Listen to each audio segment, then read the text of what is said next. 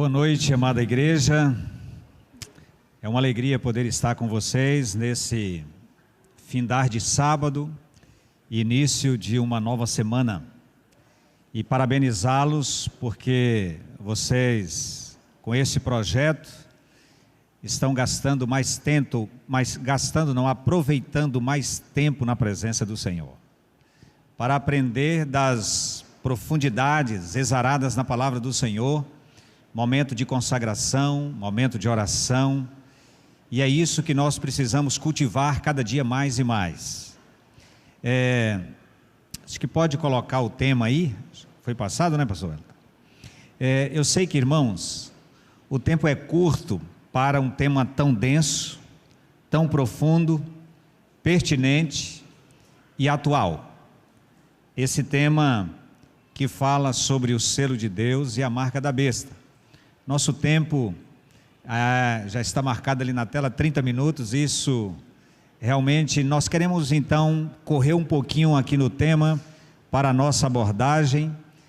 Não dá para dissecarmos tudo que o tema merece, mas quero pincelar aquilo que seja mais essencial para nós nesses 30 minutos. Bem, Deus, Ele tem um selo? É a pergunta. Segundo, a besta tem um selo? Quando e como ocorrerá o selo de Deus? E quando e como ocorrerá o selo da besta? Eu já estou indo direto no assunto, porque o tempo é bem curto. Como isso ocorrerá? Como será? Bem, partindo do princípio, irmãos, que quando se fala em temas proféticos, tanto de Daniel, quanto principalmente Daniel e Apocalipse, e quando a gente vai para Apocalipse, onde está a abordagem de maneira muito mais específica, profunda, detalhando a questão da besta, primeira besta, segunda besta, o selo de Deus, a gente vê ao longo da Bíblia, mas o selo da besta no último tempo do fim. É bem verdade que quando fala de profecias, a gente tem algumas linhas de interpretação profética. Eu quero apenas pincelar, não quero me aprofundar em nenhuma delas, ou pelo menos na última, sim, um pouquinho. Mas você percebe que quando um contraponto para o momento da reforma, principalmente como Lutero e outros mais reformadores, eles vieram falando de maneira e atacando muita coisa que estava acontecendo no seu tempo, em que a Bíblia era deixada de lado, seguida tradições, atacando também as atrocidades que a própria igreja realizou. Nós vemos que nesse período, em torno do ano 1537, surgiram alguns nomes, principalmente 1537, um homem chamado Francisco de Rivera, ele era um jesuíta. Também Luís de Alcazar, tantos eles, um 1537 até 1590 e pouquinho, o outro 1554 até 1613, para desviar o foco, um contraponto, eles vieram com algumas propostas, dizendo que a interpretação da profecia, que apontava para Roma no seu estágio pagã e estágio religioso papal, eles, para fazer um contraponto, eles colocaram uma linha de interpretação dizendo do preterismo e do futurismo. Então, eles, querendo desviar o foco, eles diziam: tudo que está aqui na profecia de Apocalipse está referindo lá a Nero, lá o preterismo, é o passado. Isso foi com Luís Alcazar. E Francisco de Rivera, ele utilizou o método futurismo. Não, isso aqui tudo está para o futuro, então não aplica à igreja nesse período. Não aplica à igreja às atrocidades que aconteceram, e nem aplica à igreja no momento, tudo está para o futuro. Tem outra linha que fala do idealismo ou simbolismo, que tudo na profecia é simbólico, não pode ser interpretado de maneira literal. E tem a última, pelo menos dessas quatro, eu colocaria a última, que é o historicismo, que essa é a linha que a Igreja Adventista do Sétimo Dia nós utilizamos, que nós interpretamos que a profecia ela ocorre dentro de maneira contínua ao longo da história. Então, para falar um pouco a esse respeito, surge aí, qual será o contexto antes da volta de Jesus? Como será o contexto antes da volta de Jesus? É bem verdade que profeticamente mostra que o mundo estará mergulhado em uma crise política, uma crise religiosa, uma crise econômica, uma crise global, ecológica, familiar. O mundo estará assim, porque Paulo diz assim: nos últimos dias os homens serão egoístas, jactanciosos, arrogantes, blasfemadores, caluniadores, implacáveis, inimigos do bem, traidores, antes amigos dos prazeres do mundo do que amigos de Deus, tendo forma de piedade. Então o mundo estará mergulhado em uma crise, e por estar mergulhado em uma crise, será adotado algumas medidas. Haverá ali uma proposta para que o mundo possa desfrutar de uma paz mundial, um líder mundial também. Um líder mundial que seja acatado, acolhido por todos. E é isso que em Tessalonicenses ele disse: depois que fizerem isso, nós vamos então desfrutar de paz. Nós temos uma voz mundial agora. Não é que as pessoas vão ser iguais. O muçulmano vai continuar muçulmano, mas vai adotar esse líder mundial, as diretrizes. E lá em Tessalonicenses 5, se não me engano 3, diz assim: quando o mundo disser então, depois de adotar tudo isso, disser assim, paz e segurança, a Bíblia diz assim, a profecia: eis que vos sobrevirá repentina destruição, e de modo algum escaparão. Bem, vamos à frente. Deus tem um selo? Sim. Ao longo da Bíblia, mostra o selo de Deus exemplificado em um dia estabelecido por Ele, que nós conhecemos muito bem, o sábado, o sétimo dia. E a Bíblia identifica o selo da besta como o número 666. Não é 666, é o número 666. Bem, alguns chegam a querer interpretar, tem várias interpretações, dizendo que isso se aplicou a Nero, que perseguiu a igreja, e isso é um método de interpretação preterista. Outros estavam interpretando futurista. Mas é interessante que quando você olha, para os judeus, o número 7 é um número de perfeição. O número 6 é um número de imperfeição, porque o ser humano é imperfeito, e o sexto dia foi quando o ser humano foi criado. E é interessante quando você vem para as civilizações, os sumérios, os babilônicos, a maneira deles contar era a contagem pelos 6 e múltiplos do 6. 6, 12, 18, 24, e aí vai, múltiplos de 6. E entre um dedo e outro, 6, 12, havia aquilo que os números que encaixavam entre um e outro. Então, o 6 para eles, para os babilônicos, era um número sagrado. Tanto é que a estátua que Nabucodonosor ergueu no campo de Dura, para que todos adorassem, ela tinha uma medida de 60 por 6. Agora, os números que nós temos hoje, como 1, 2, 3, 4, são números arábicos, porque foi os árabes que trouxeram essa forma de contagem.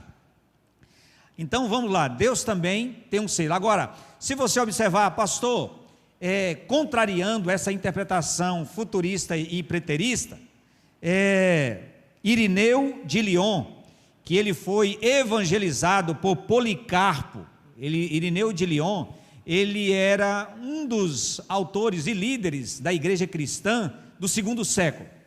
E ele foi evangelizado por Policarpo. Quem era Policarpo? Policarpo foi um contemporâneo do apóstolo João, que escreveu o Apocalipse e o Evangelho de João, e as cartas também.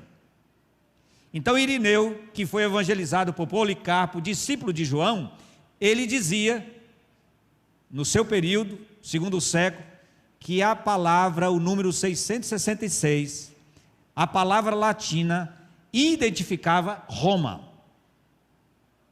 E aí vem nos seus estágios, que nós bem conhecemos. Mas vamos à frente.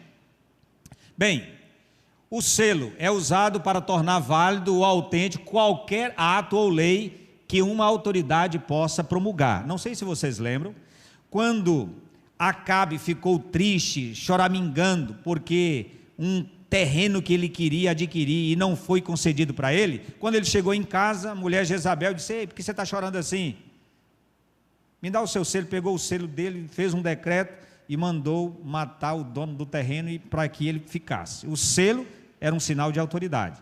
Quando você olha lá em Ester, capítulo 3, 12 e 8, 3, 12, Amã solicitou do rei que selasse a carta para que num determinado dia, determinada hora, fosse autorizado exterminar todos os judeus. Porque Mordecai não se inclinava diante dele. E no capítulo 8, o verso 8, Ester então se revela, mostrando para o rei que ela também é judia, e que o seu povo estava sendo ameaçado, injustamente. E o rei disse: olha, o que eu promulguei e selei com o meu selo, não pode ser desfeito, mas nós podemos fazer uma outra carta, e selar com o meu selo, dando autoridade, agora para os judeus, pegar em arma e se defender. E ele assim o fez. Então, o selo era um sinal de autoridade. O selo de um governante tem o nome do governante, o cargo e o território do seu domínio. Quais são as características de um selo? Aquilo que eu acabei de dizer. E na Bíblia, o selo de Deus, nós também encontramos em Êxodo 20.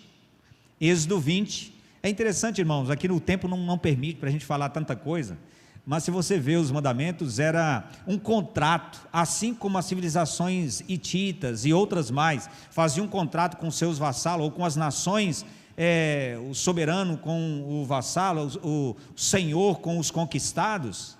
Eles faziam ali um contrato e tinham os requisitos dentro do contrato, e você olhar os 10 mandamentos, já começa desse jeito: eu sou o Senhor vosso Deus, que vos tirei da casa da servidão, libertei, não terás outros deuses diante de mim. Deus já disse o que fizera e o que fez pelo seu povo, e ele começa agora a colocar as cláusulas da aliança com o seu povo. E quando você vai no 4º mandamento, aí sim, diz assim: porque eu sou o Senhor, eu fiz em seis dias, fez o Senhor o céu, a terra, o mar e as fontes das casas. Eu sou o Senhor. Nome: Senhor Deus. Você encontra no 4º mandamento. Cargo: ele é o Criador. E jurisdição: todo o universo, céu, terra, mar e fonte das águas, tudo ele criou. Então nós encontramos no 4º mandamento ali um selo de Deus. Vamos à frente. Quando você olha também para Ezequiel, você olha que 20:20 diz assim: santificai os meus sábados, pois servirão o quê? Sinal entre mim e vós, para que saibais que eu sou o Senhor vosso Deus. Nem todos que guardam o sábado estão selados com o selo de Deus. Parece uma contradição, né? Porque não é o sábado que nos salva. Não somos salvos por guardar o sábado, mas aqueles que foram salvos e têm esse conhecimento guardam o sábado.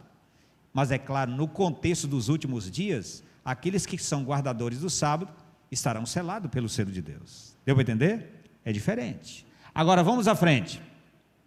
Como o sábado ocupará o centro da controvérsia? Pastor, Nós estamos num tempo em que as pessoas não estão preocupadas que dia guardar, o que dia não guardar.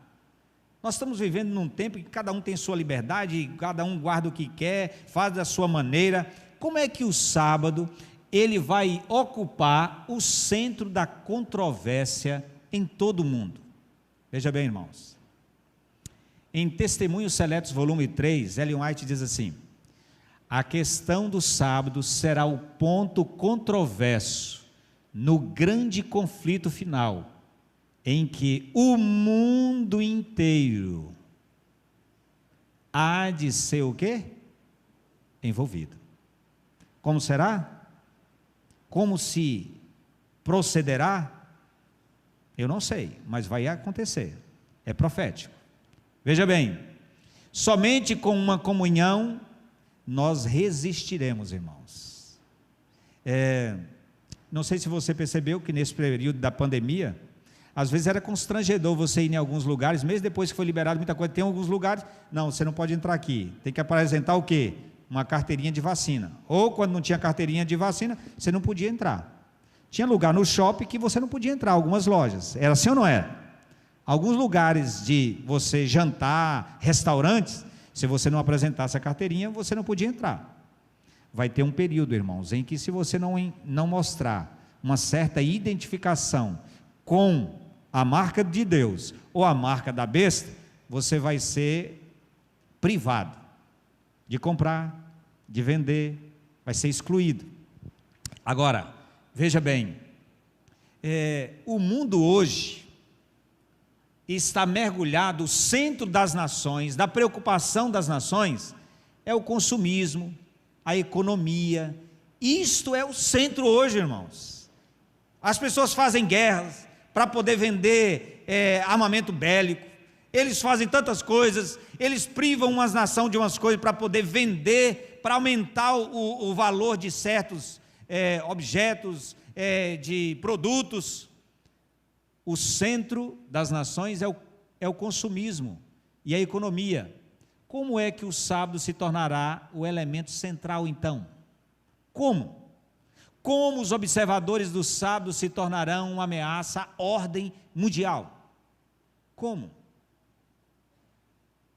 Como? Eu não sei se vocês viram, mas no início da pandemia, eu vi mulheres sendo jogadas no chão, espancadas, porque estava ali numa praça, não ficou em casa. Vocês viram ou não? Vimos cena como esta. Você acha que o inimigo não vai usar de muito maior brutalidade para com os servos, aqueles que estão sendo selados pelo selo de Deus? Veja bem, irmãos, quais são as motivações? Eu quero fazer apenas duas abordagens, porque o tempo não permite. Uma abordagem, motivações sociais e motivações religiosas. Motivações sociais e motivações religiosas. O cenário de Apocalipse 13, nós vemos ali a colaboração entre duas bestas. Primeiro, a besta que emerge do mar, e mar é água de cima, nações, multidões, nações e línguas, é um lugar habitado, fala do velho mundo. A primeira besta está ali, 7 cabeças, 10 chifres, e a Bíblia diz que 7 cabeças são 7 montes, e aí vai. Mas haverá a segunda besta, que emergiu da terra, um lugar que era desabitado, que ela, se você olhar em Apocalipse capítulo 13, diz o seguinte, que ela fala como cordeiro. Ela, deixa eu ler aqui, 13, diz assim,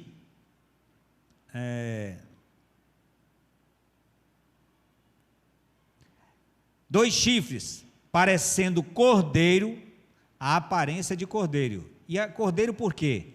Porque o cordeiro é um animal o quê? Dócil. Ele não tem nenhuma arma de ataque.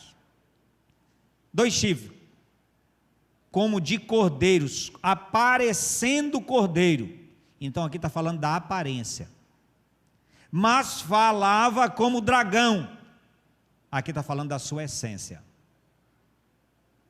Aparência e essência. Essa segunda besta que é tão admirada, e todo mundo quer ir para lá, e todo mundo é como cordeiro, mas vai falar como dragão. A sua essência é como dragão. E no final vai se revelar. Então, haverá uma colaboração entre as duas bestas, para esse acordo mundial, para impor à consciência uma lei contrária à lei de Deus. Porque, irmãos, ao longo da história bíblica não existe meio termo, não existe um terceiro lado, não existe. Você tem luz e trevas, bodes e ovelhas, os bodes de um jeito, as ovelhas de outros. Você tem uma mulher vestida do sol, e você tem uma em cima de uma besta, uma prostituta. Você tem bodes e ovelhas, você tem amargo e doce, você tem o dragão e o cordeiro, a verdade e o erro. E o profeta Joel, se eu não me engano, no capítulo 3, ele diz assim: multidões e multidões no vale da indecisão. Não existe estar em cima do muro. E o próprio Jesus disse isso: só há dois senhores, ou você ama um e aborrece o outro, ou vice-versa. Só há duas estradas, uma larga, com a porta bem espaçosa, só que no final tem um outdoor bem grande dizendo: morte eterna. E Jesus diz assim: e são muitos que entram por ela. E por que são muitos que entram por ela? Porque essas pessoas se tornaram, aquilo que o pastor Wellington falou no final aqui, senhores da sua vida. Porque não basta aceitar Jesus como Salvador, é imprescindível aceitá-lo como Senhor da nossa vida. Porque anda numa porta larga, é porque quer um evangelho que caiba na sua medida. Eu posso servir a Deus, mas eu posso desfrutar dos prazeres que eu gosto, daquilo que eu gosto, eu não tenho que me abdicar de nada. É por isso que é uma porta larga, que você não tem que se desfazer de nada. E tem coisa que nós amamos, irmãos, que por amor a Jesus, a gente abdica. Paulo diz assim: eu posso ter servido a outro Senhor, mas o único Senhor que eu tenho hoje é Cristo Jesus. Por isso, eu sou uma nova criatura, ele diz. Nova criatura.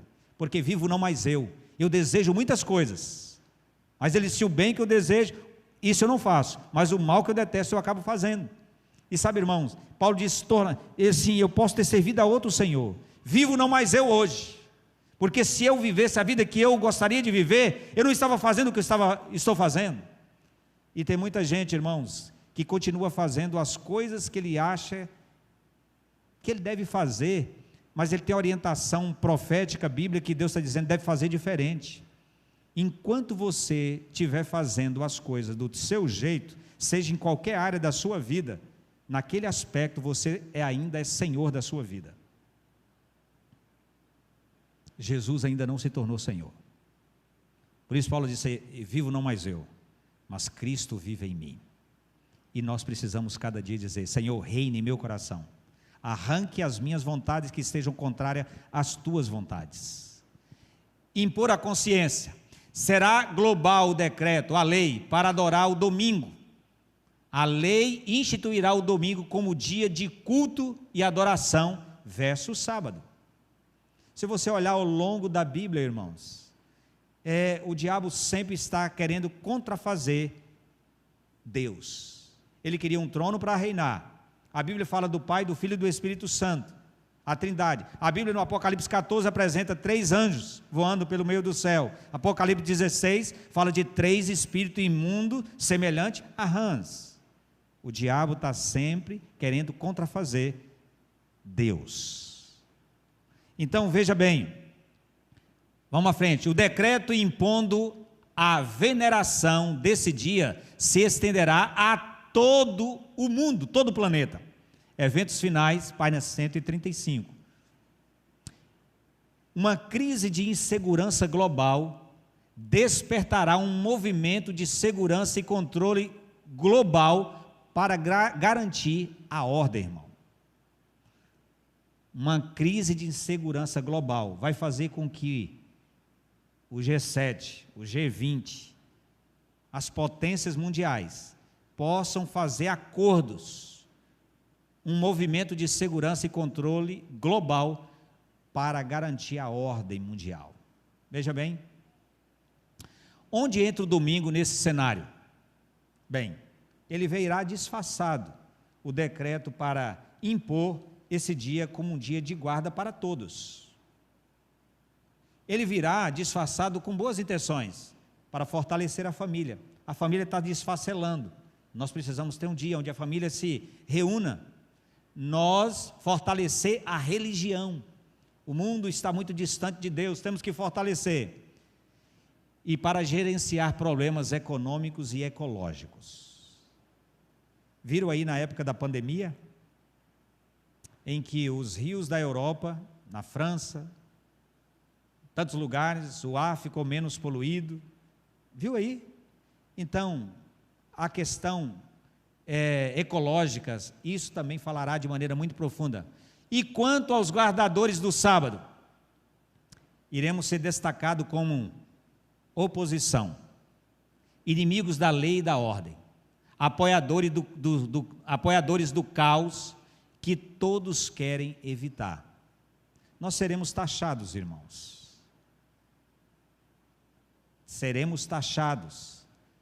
Agora, quais serão isso eu falei eu estou passando rápido e comentando porque eu só tenho 5 minutos, irmãos. Motivações religiosas agora. Motivações religiosas. Quais são elas? O mundo está mais dividido entre sexualidade e origem do mundo, do que sobre um dia de guarda. Sim ou não? O mundo hoje está mais dividido sobre sexualidade e sobre origem do mundo do que sobre um dia de guarda.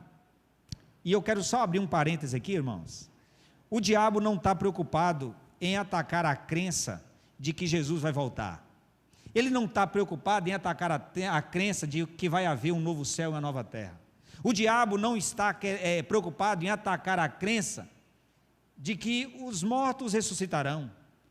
O diabo não está preocupado em atacar a crença sobre a família. Ele está preocupado em atacar Gênesis 1 e 2. Porque Gênesis 1 e 2 fala de um Deus criador. Gênesis 1 e 2 fala de o casamento e a família, um casamento monogâmico, um casamento heterossexual.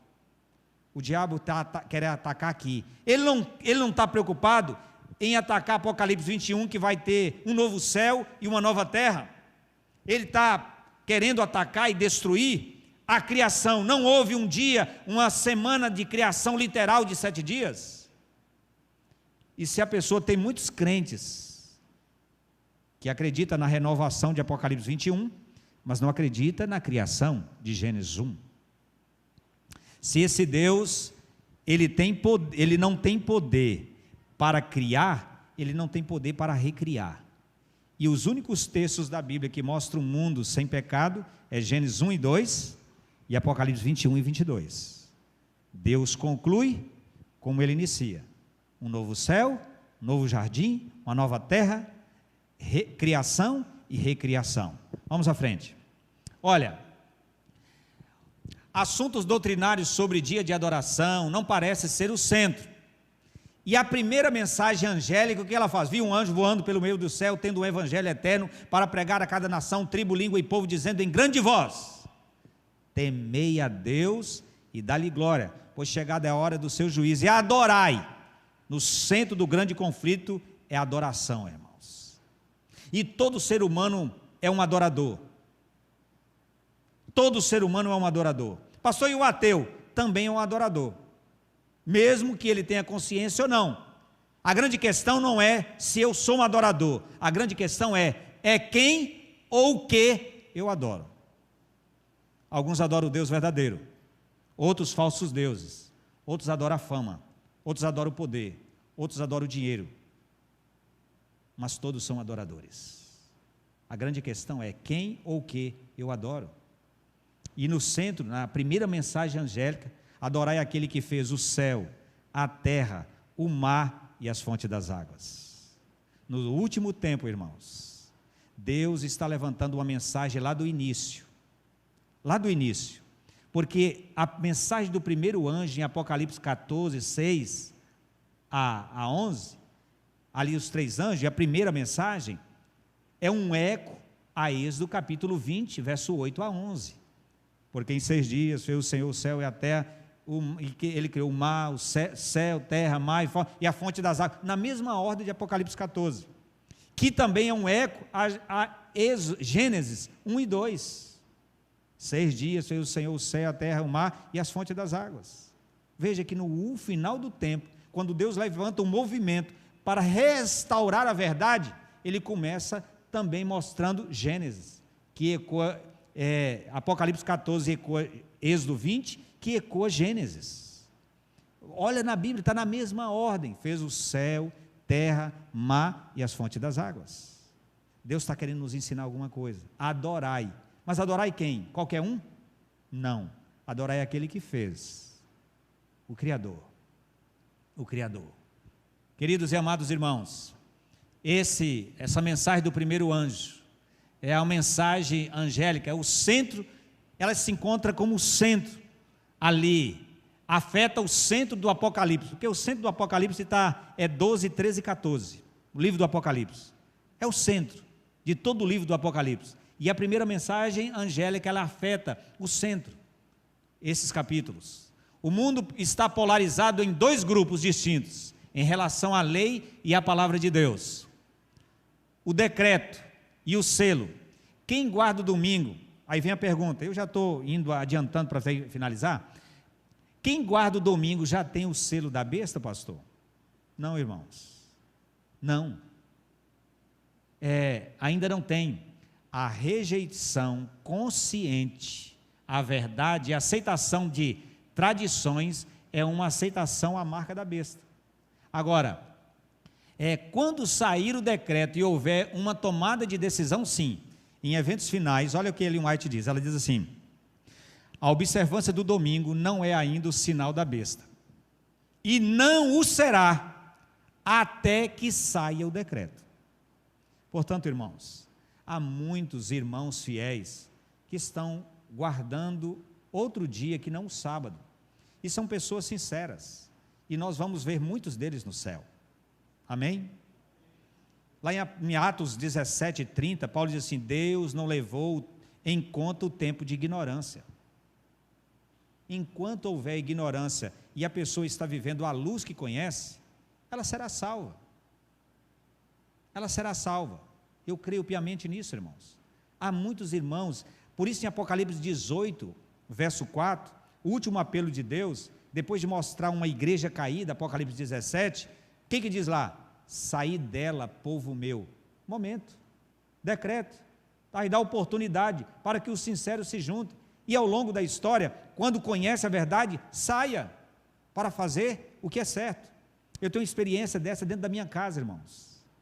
Quando minha mãe ficou grávida de mim, meu pai, ele começou a ler uma Bíblia que ele comprou de um padre, e lendo essa Bíblia, ele acabou indo para a igreja, uma igreja que não era adventista, e ele era um líder, uma pessoa lá da igreja, da frente, e depois de 18 anos é que ele veio conhecer sobre o sábado, sobre a alimentação, e o dia que ele conheceu, ele passou a guardar o sábado, lá na igreja dele.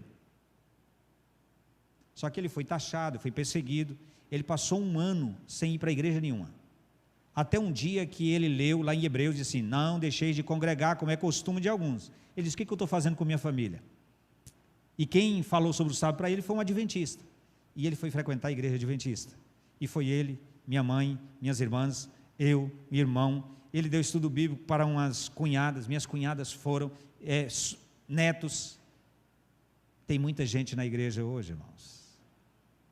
Lá em Provérbios, se eu não me engano, 4, diz assim: mas a vereda do justo é como a luz da aurora, que vai brilhando mais e mais até ser dia o quê? Perfeito. Há muita gente sincera, nós não podemos taxar. Há muita gente que está vivendo o evangelho, mesmo sem conhecer toda a verdade, sabe, queridos? Ao obedecerdes ao decreto que vos ordena deixar de trabalhar no domingo e adorar a Deus, conquanto saibais que não existe na Bíblia uma única palavra que mostre não passar o domingo de um dia comum de trabalho, consentis em receber o sinal da besta e rejeitais o selo de Deus. Agora veja bem, o primeiro decreto, O primeiro decreto, nós teremos 2 decretos, irmãos. O primeiro decreto, ele vai estipular o domingo como dia de culto e adoração. Isso vai ser antes do selamento final, porque ainda vai dar oportunidade para as pessoas aderirem, de que lado querem estar, certo? A reação a esse decreto é que definirá o selamento. A adesão poderá ser gradativa. Eu não sei quanto tempo. É 1 mês, 2 meses, 6 meses, 8 meses, que Deus vai dar de oportunidade para as pessoas decidirem. Está aí, tem um decreto.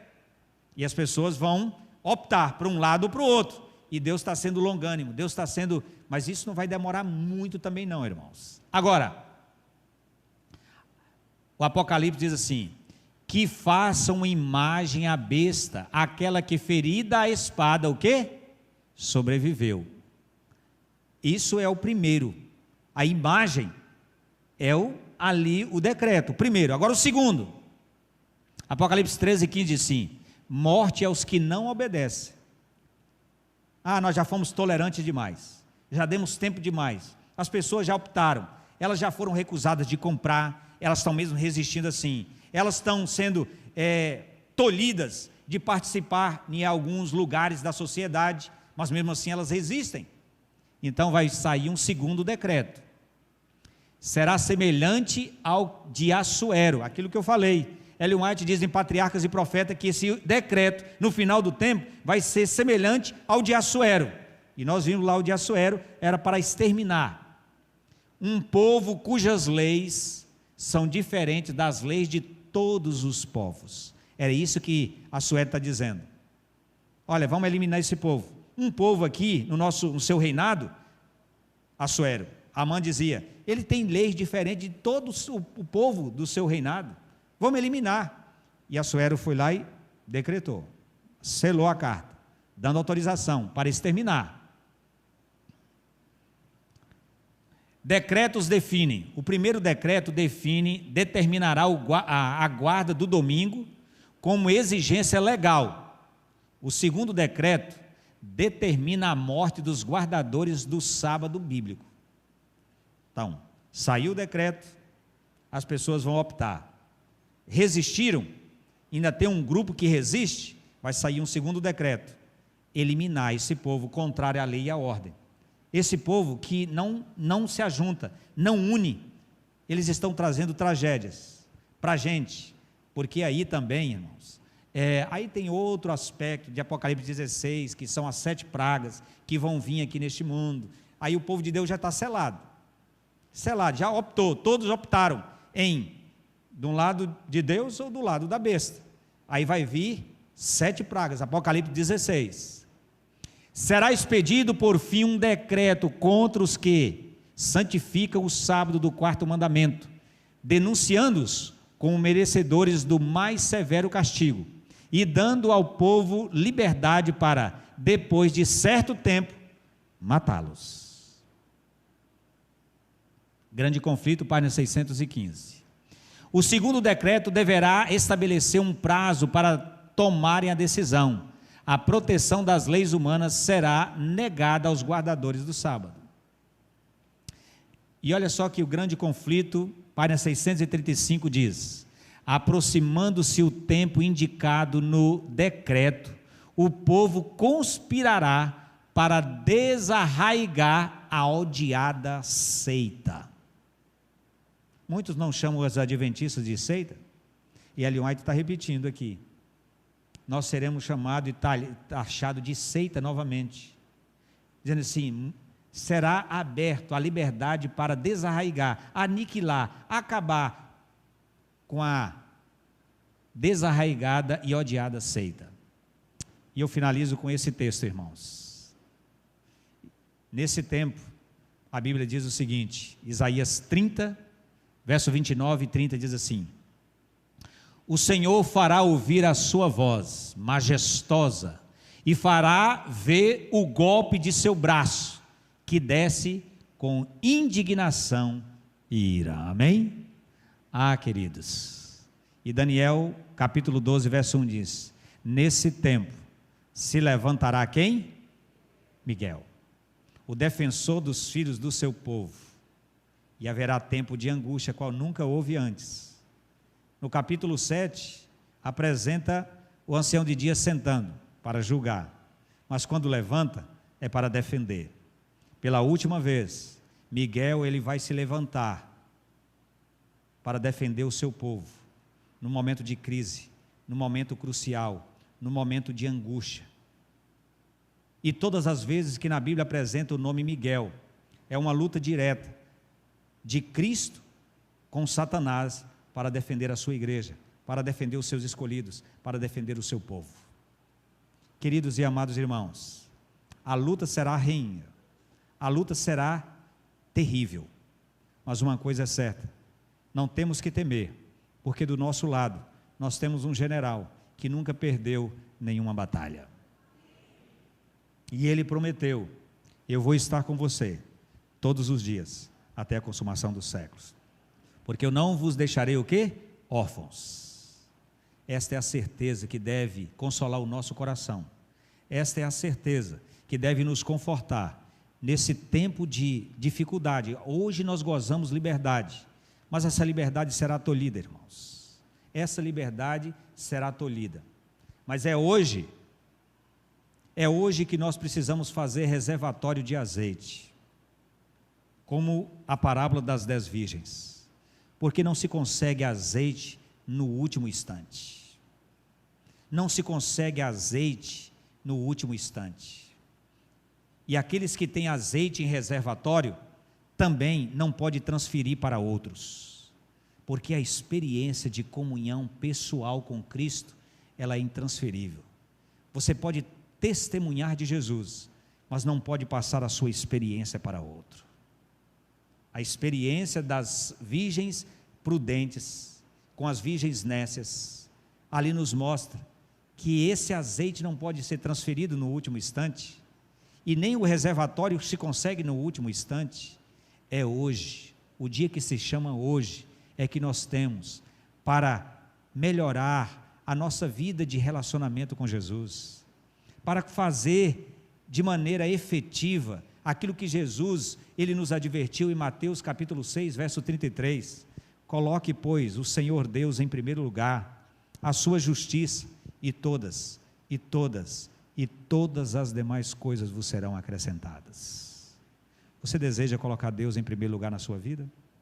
Eu não sei em que aspecto da sua vida, meu irmão, minha irmã, meu amigo, você ainda tem sido Senhor da sua vida. Quando Jesus diz em Apocalipse 3:20, ele diz: eu estou à porta e bato. Muitos têm aberto a porta e deixado Jesus entrar na sala, na cozinha, mas tem alguns cômodos da vida que se encontram fechados. Isso aqui é meu. Eu tenho algumas coisas guardadas que só me pertencem, e eu acaricio essas coisas, irmãos. É necessário, imprescindível, que nós a cada dia abramos a chave, abramos a porta de cada cômodo da nossa vida, para que Jesus possa fazer uma varredura, para que Jesus possa fazer a limpeza, para que Jesus possa fazer a purificação, para que Jesus possa tirar a escória, para que Jesus possa nos libertar, e verdadeiramente seremos livres. Você quer dizer isso a Jesus? Entre, Senhor. Fique em pé, vamos orar. Finalizar essa abençoada vigília na certeza de que esse Deus maravilhoso, que já provou o seu amor para conosco, Ele continuará ao seu lado, te ajudando em todas as batalhas, porque Ele disse: eu não te abandonarei, eu estarei com você todos os dias. Amém? Vamos orar. Santo, santo e eterno Deus, maravilhoso Pai, muito obrigado por essas horas tão preciosas que nós podemos passar na Tua presença, Senhor. Aqui aprendemos tanto da Tua palavra, e nós queremos continuar ao longo dessa semana priorizando o tempo para Ti. Não permita, Senhor, que nós venhamos desperdiçar o nosso tempo, e nem permita que nós coloquemos o último tempo de cada dia para Ti, mas o primeiro de cada dia, onde a nossa mente ela está bem clara, a nossa mente está vazia para receber a influência do Teu Espírito. Ainda não estivemos com a mente preocupada com os trabalhos, com as preocupações da correria do dia a dia, das atividades. nós queremos colocá-lo em primeiro lugar. Abençoe o teu povo, a tua igreja, e que cada dia, Senhor, nós ergamos bem alto a bandeira ensanguentada do príncipe Emanuel, porque nós estamos do teu lado e queremos que tu estejas cada dia nos tomando em teus braços, nos fazendo mais do que vencedores das nossas próprias fraquezas, Senhor. São bênçãos que nós te pedimos, agradecidos em o nome de Jesus. Amém. Uma semana abençoada para todos nós. Queridos, a nossa gratidão a Deus em primeiro lugar, a você que veio e permaneceu até esse momento. Obrigado aos pastores. Oséias, muito obrigado a você, a sua família, por ter estado conosco. Que Deus continue abençoando o ministério. Obrigado, pastor Wellington. Louvado seja Deus também por sua presença e participação nessa vigília. Queridos, ao sair agora, o Ministério dos Homens, que coordenou essa vigília, preparou uma empadinha para você. Que Deus te abençoe, uma feliz semana.